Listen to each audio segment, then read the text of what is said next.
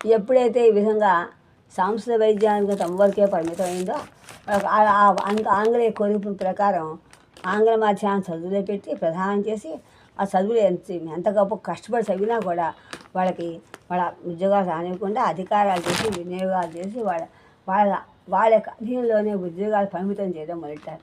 తమ అధీనంలో ఉన్నటువంటి భారతీయులు అందరూ కూడా బానిసల్లానే లెక్క కట్టారు, అందరు భారతీయుల్ని కూడా. కనుక అచ్చమైనటువంటి ఆంగ్లేయ అధికారమే తిరుగుబాటు అయింది. ఆ తిరుగుబాటు చేసిన వారిని పైగా ఎవరైనా తిరుగుబాటు చేస్తే నిర్దాక్ష్యంగా చంపడం కూడా వాళ్ళకి అలవాటు అయిపోయింది. 19వ శతాబ్దం ప్రారంభం నుంచి భిన్నాభిన్నంగా చెల్లాచెదురుగా ఉన్నటువంటి చెదురుమదురుగా ఉన్నటువంటి అటు ఇటు కుదురు లేకుండా తిరుగుతున్నటువంటి ఇలాంటి అడపా జరుగుతూనే ఉన్నాయి. 1857 సైనిక తిరుగుబాటు ఆంగ్లేయులపై వచ్చింది. ఎప్పుడైతే వ్యతిరేకత వచ్చిందో దాంతో ఆంగ్లేయులకి వ్యతిరేకతతో గాఢత ఎక్కువైపోయింది, చెయ్యాలని పడుతులు ఎక్కువైపోయింది. అంతకుముందే ఉత్తర భారతదేశంలో ఝాన్సీ, నానాసాహెబు, దక్షిణ భారతంలో టిప్పు సుల్తాను, కట్టెబొమ్మనాలు, పద్మనాభ యుద్ధం, గుజరాత్లో నీలిమందు తోటల్లో తెరబడిన కార్మికుల త్యాగాలు ఇలాంటి చాలా జరిగాయి, చాలా ఉన్నాయి. దాని ఫలితంగానే భారత జాతీయ స్వాతంత్ర ఉద్యమం వచ్చింది. అప్పుడు అందరూ ఏమనుకున్నారు, భారతీయులంతా ఒకే జాతిగా సమిష్టి పోరాటంగా చేయాలని నిర్ణయించుకున్నారు. అలా చేయడమే కాకుండా వంగరాష్ట్ర విభజనతో భారత జాతీయోద్యమం కూడా మహావృక్షమైంది. అప్పటికే అల్లు సీతారామరాజు అందరూ కూడా చాలా కష్టపడుతున్నారు.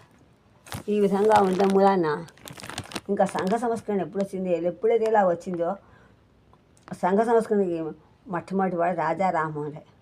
బెంగాల్లో రాధానగరు అతని స్వగ్రామం. 1872 సంవత్సరంలో జన్మించిన 16 సంవత్సరాలకే విగ్రహారాధన వ్యతిరేకించడమే కాకుండా దానికోసం అనేకటువంటి నమ్మకాలు కూడా చూశారు, తరిచి పరిశీలించారు. మతాన్ని తీసిపడేశారు, నిరసించారు. మూఢ విశ్వాసాన్ని నిరసించాడు.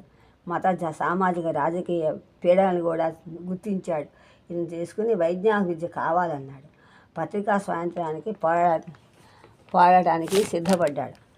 ప్రపంచంలో మతాన్నిటిని సంఘటితపరిచేందుకు ఏకేశ్వరోపాసన సంఘాన్ని స్థాపించి 1882లో ఆ సంఘం తరపున ఒక ఇంగ్లీషు స్కూల్ కూడా ప్రారంభించారు.